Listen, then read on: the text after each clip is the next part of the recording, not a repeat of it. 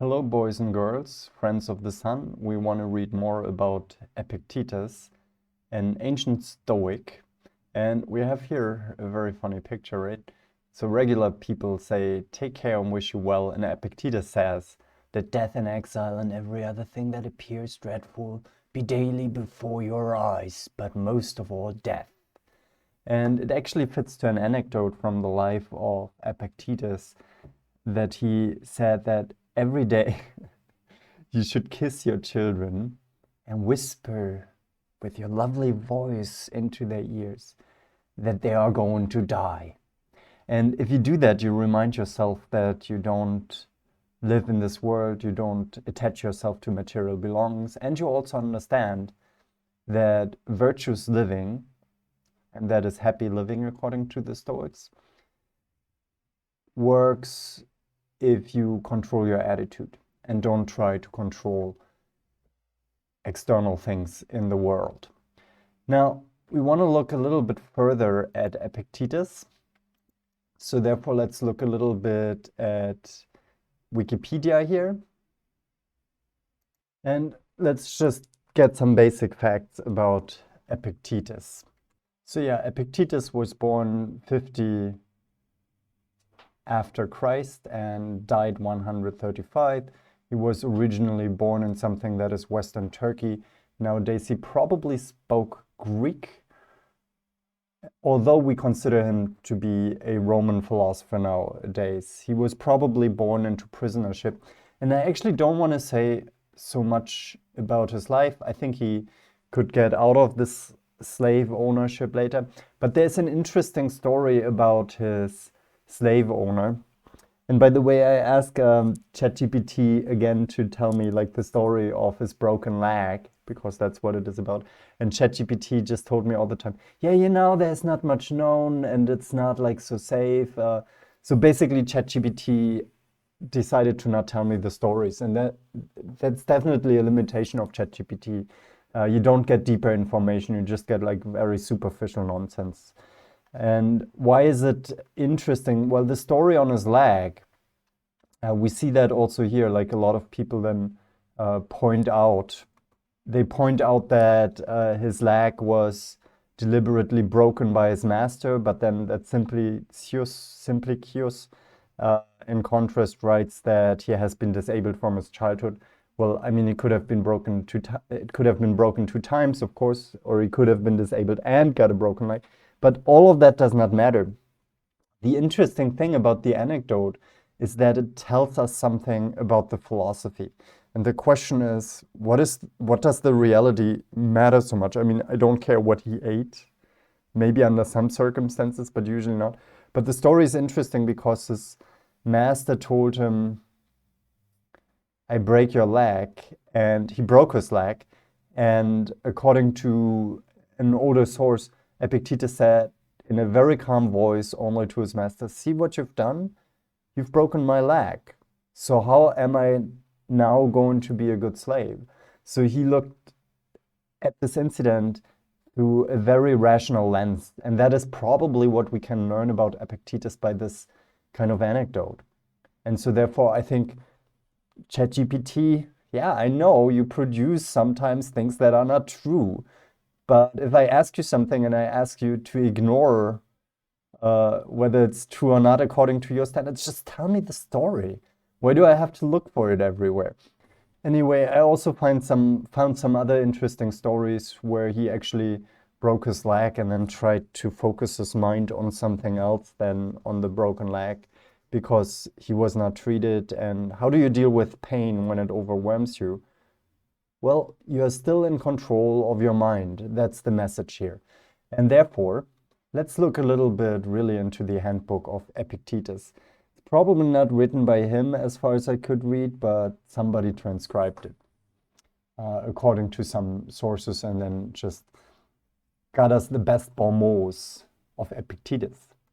Yeah, and here it starts with the distinction to say, okay, what is up to us and what is up to others, right? And he says, well, it's up to you, whatever is your own doing. But then very interesting, your body is not up to you, right? Which is a kind of anti-modern conception nowadays. I think you can go along with that conception and being still the Stoic, but it's not like, oh, my body, it's my body, right? My body. No, it's like, it's not up to you or your body, right? Your body will get sick and all of that stuff. And yeah, sure, it's good the more control you have over your body, but it's not that simple. There's also another anecdote where the master actually promised to let Epictetus free. And Epictetus just asked, so yeah, what will it change? Right? So this is really the extreme attitude of a Stoic. If you think that things naturally enslaved are free, or that things not your own are your own, you will be thwarted, miserable, and upset, and will blame both gods and man. But if you think that only what is yours, and that what is not your own is just as it is, not your own, then no one will coerce you, no one will hinder you, will blame you, will accuse you, right? Will not accuse anyone. You will not do a single thing unwillingly. You will have no enemies, and no one will harm you, because you will not be harmed at all. So even harm, right? It's not something that bothers him. So if somebody says, yeah, I'm going to break your leg, that's also a famous anecdote from him, he would say, yeah, you can break my leg, but you cannot break my state of mind, my choice to not be bothered by it.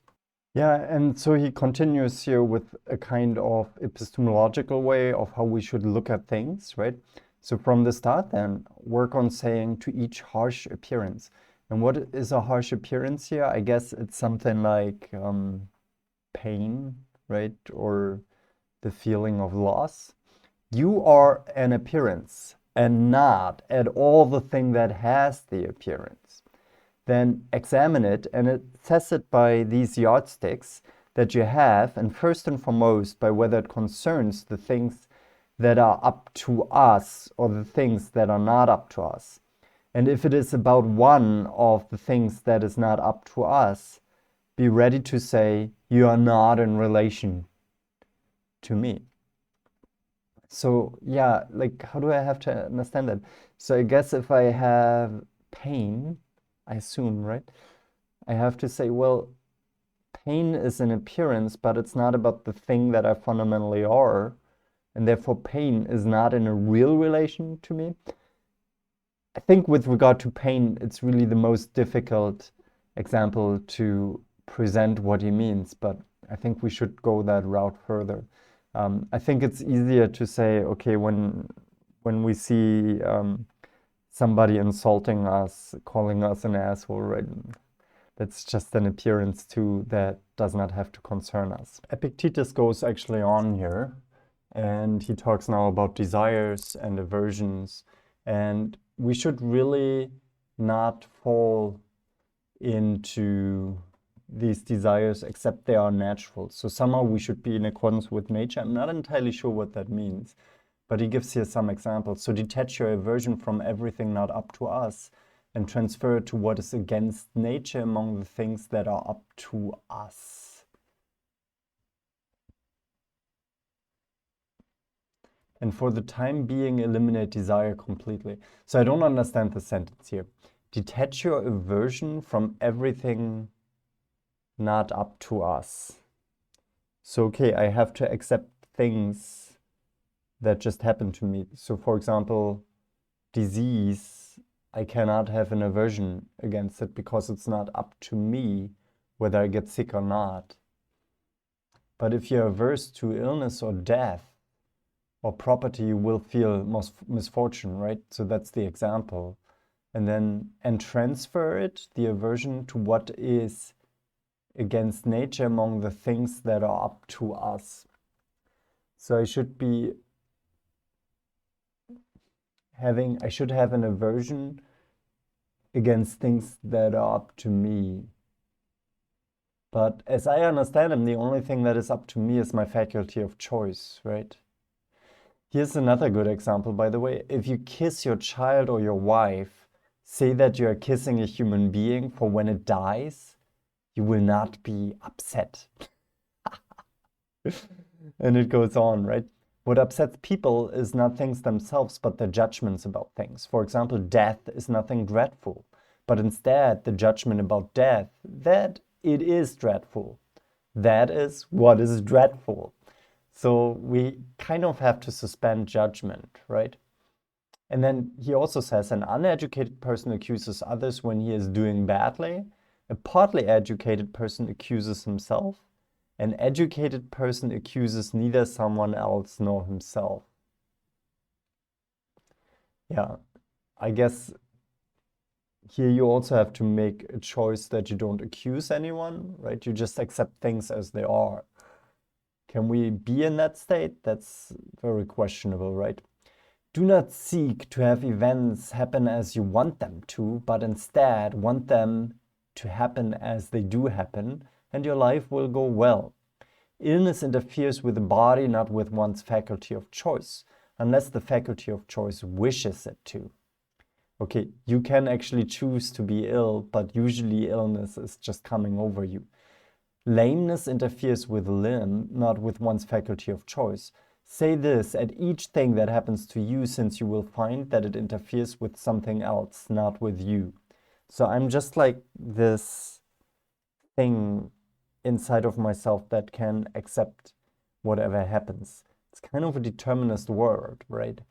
But I think I still have some kind of freedom to choose. Be not carried away by appearances. So yeah, I think we can finish Epictetus here. It's certainly interesting to read more of him, but I think we have a very good insight what his philosophy is about. What do you think? Is it a practical philosophy?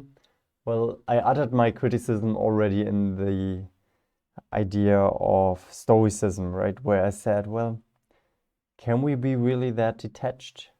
Is detachment a good way of living, or do we have to be, in a certain sense, attached to the world? Anyway, that's my question. Thanks for watching. Live long.